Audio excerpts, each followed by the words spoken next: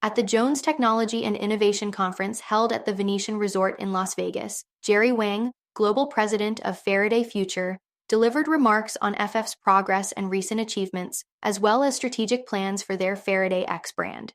The conference featured keynote addresses from Dr. Charity Dean, CEO of PHC Global, and Eric F. Trump, Executive Vice President of the Trump Organization. Eric Trump expressed his positive view on electric vehicles, noting that many of his friends own them and love them, especially with the advancement of autonomous driving technology.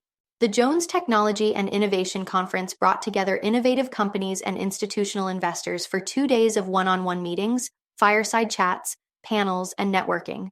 FF also recently held its first FXAI EV co-creation experience event at its Los Angeles headquarters. The event allowed employees to test drive various FX prototype mules, marking the start of many experiential events for the planned FX brand throughout 2025. This comes after FF previewed the front fascia design of its first potential Faraday X FX model, expected to be released by the end of 2025. The company plans to unveil the vehicle officially in June and begin taking reservations shortly thereafter.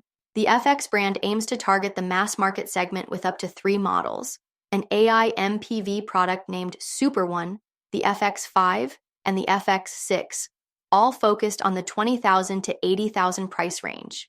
FF has also mentioned it sees opportunity in the reciprocal tariff policy proposed by the Trump administration. The policy aims to encourage reshoring of automotive production to the U.S. and support companies with local manufacturing capabilities. Faraday Future believes these changes will accelerate its mission to deliver AI electric vehicles with exceptional price-performance ratios, leveraging global innovation while strengthening domestic industry.